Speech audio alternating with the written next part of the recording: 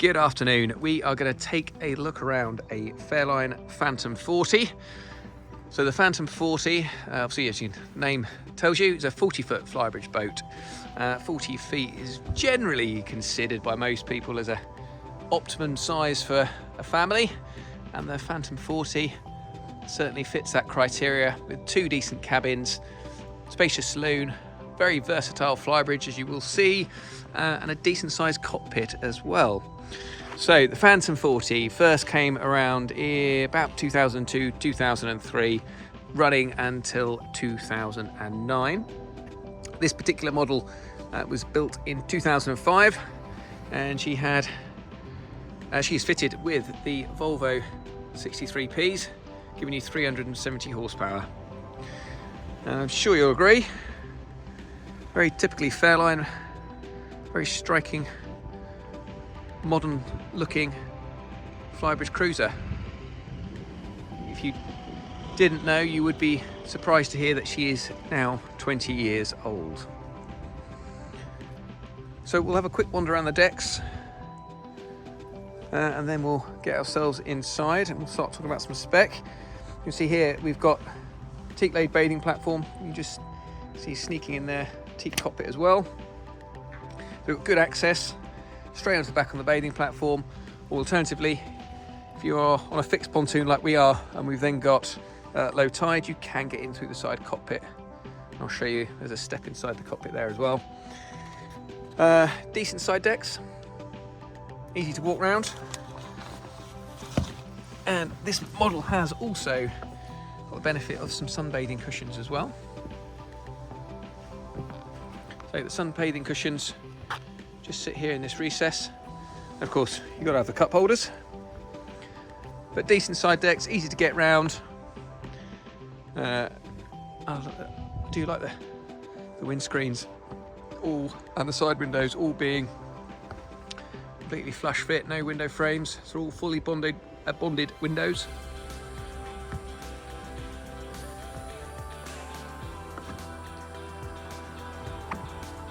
Right, okay, let's jump into the cockpit.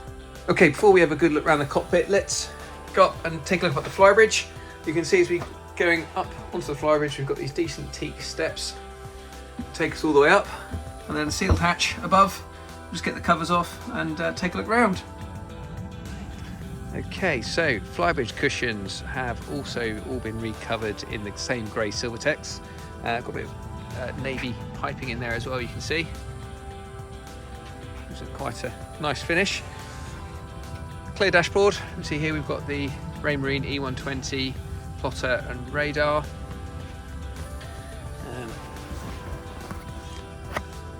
Autopilot, so it's an updated autopilot at the lower helm, and then we've also got the ST60 tri-data as well.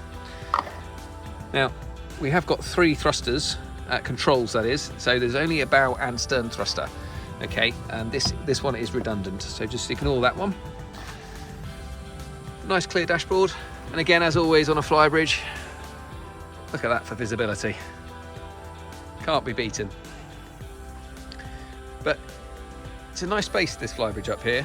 We've finished in the synthetic teak. We've also got a wet bar with barbecue and fridge. Fridge below. I can open it.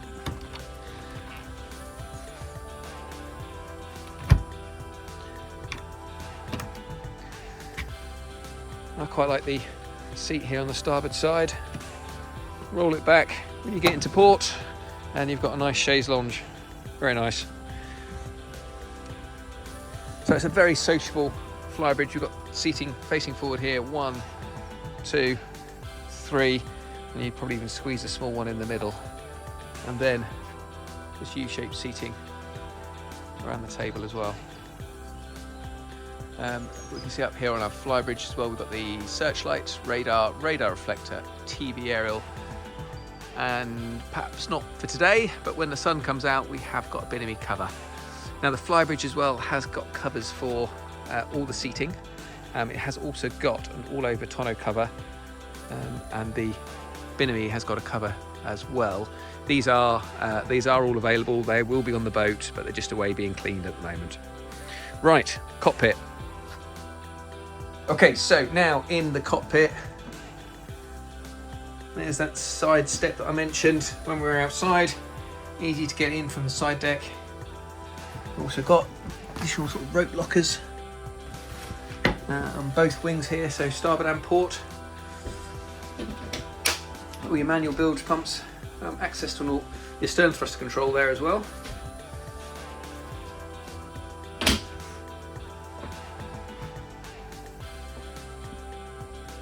So this is real teak on the floor here. Canopies are all in good order. Upholstery, like on the Flybridge, it's not original, but it's in very nice order. Silk, like grey silver text for this navy piping. And then we have also got the large lazarette storage space.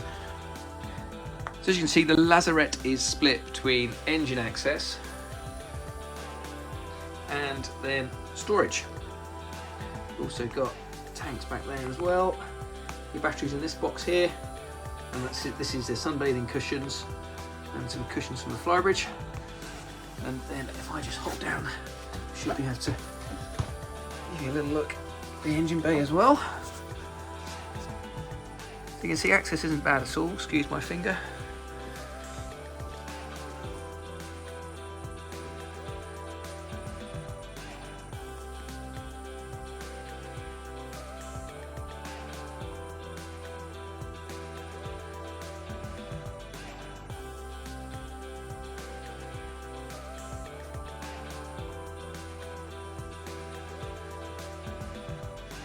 Okay,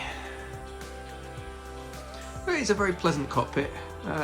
You've got plenty of room here. I'm sat, you can have a table in front of you here, freestanding table, and you get a couple of director's chairs behind the table, so you could easily dine out here if you're not using the Flybridge seating arrangement up there to dine.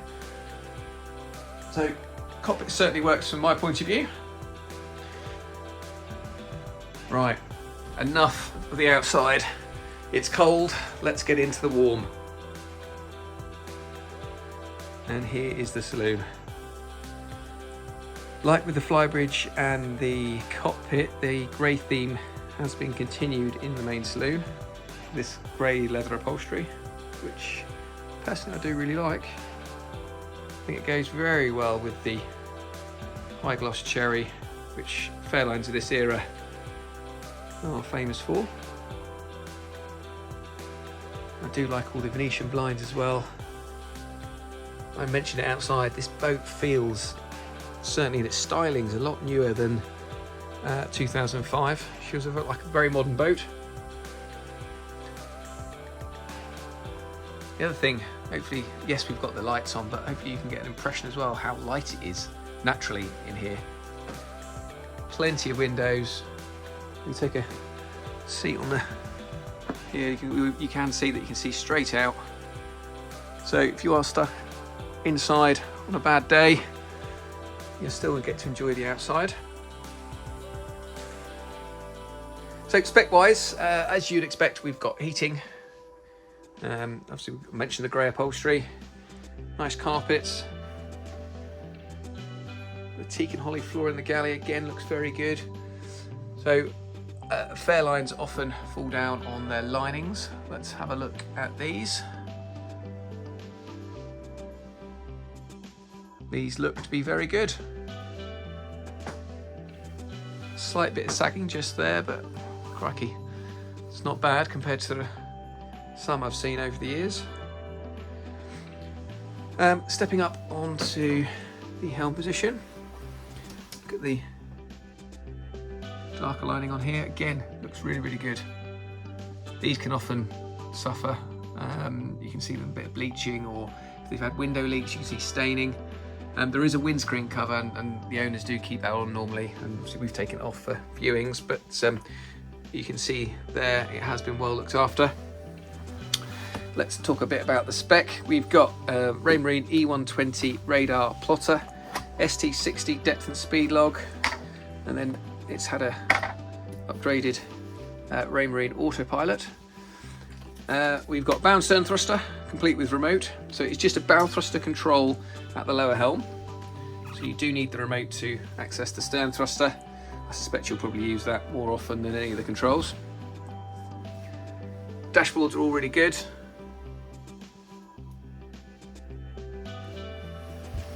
And one of my favourites, switches, again, already good. Obviously you've got things like electric anchor winch. You have also got holding tanks, we've got searchlights. The holding tank's got a macerator as well, so those of you who are thinking keeping the boat on the inland waterways, you have then got the ability as well to pump out the holding tank when you're at sea. You can see it's all in lovely condition. Right, okay, let's move into the galley. So the galley, I think, flows really nicely into the saloon. Now it's at a nice level where you're part of the main party. And again, like the saloon, beautifully finished with this high gloss cherry and this Korean style worktop as well. So under this panel, we've got a twin gas Eno hob. Also got your heating control up here. Stainless steel sink, we've all seen one of those before. Decent isotherm fridge with freezer compartment. Again, it's all very tidy. It's not damaged, it's in good condition. Then the Smev gas oven and grill. Again, wish my oven looked like that. All looks very tidy. Area where these boats do tend to suffer is the teak and holly floor. I'm looking at that, thinking that's really very good. Plenty of storage. We've got all this below counter storage here, these large drawers. And we've got some then ideal for crockery, some above counter storage up top here. But if you're thinking, where would I put my big ticket items? Hoovers, you know, crates of water, drinks, that sort of thing. Well, look no further. A very convenient storage locker under the steps. Plenty of room in there. If that wasn't enough, you've then got a very deep locker down here. I mean, give you a bit of an idea of the depth of the locker. So certainly, if you're looking for something that you can go away for a week or two at a time, storage isn't a problem at all. Right, so she is a 2-cabin boat, so we'll take a look at the guest cabin first, which is here on my starboard side. The guest cabin can be set up as 2 singles, or as we've got it at the moment, with the infill in the middle, as a double. You've got this large hanging locker with a shelf above. And if you take these cushions out, the far cushion, in fact I'll just show you. So the end cushion reveals the perfect spot for your morning coffee. It's a good space in the cabin. Perfect for guests really, or children. My kids would love it in here. The cabin has also, that's better, got ensuite access.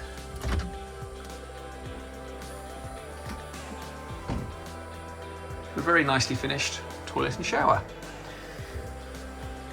So you've got day access and ensuite access, this one. Electric flush toilet. Again, we've got the same Korean style worktop.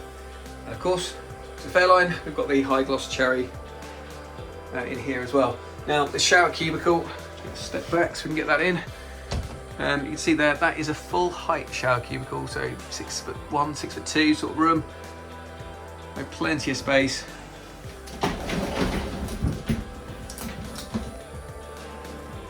It works very well. Certainly not a bad toilet and shower for your day use or for your guest use. So moving back into the companionway, next we've got the master cabin. Okay, so forward cabin.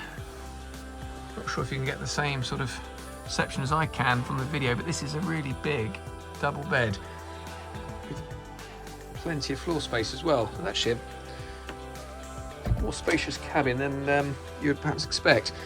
So good floor space, shut the door, you've got room to change, easy to get up and get onto the berth as well with the steps.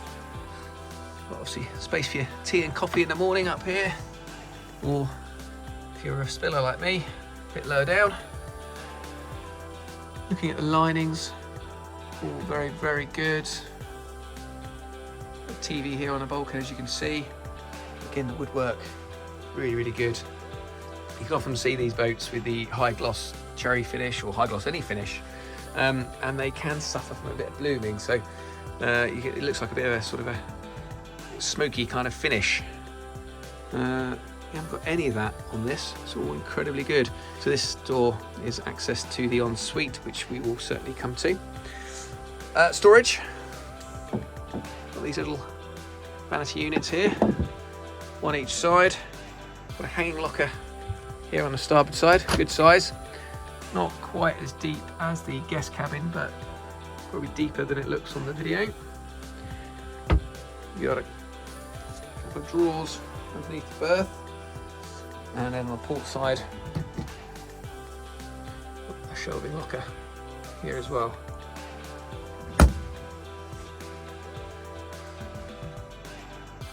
Like the whole boat, linings are good, carpets are good, woodwork's good, and one thing I do really like, I've got to point out here, we've got these upholstered surrounds, the bed surround.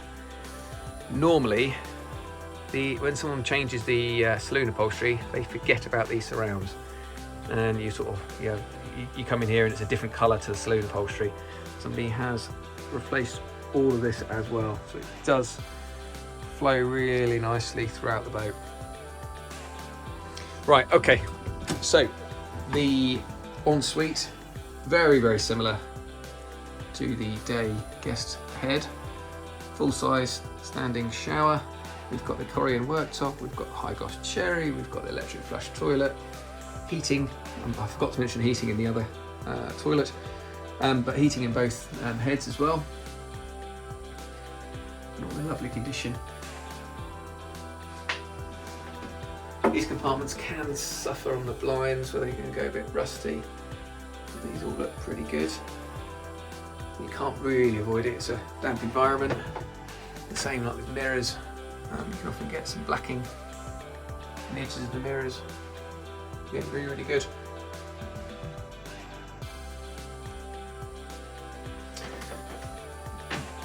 Let's head back to the saloon.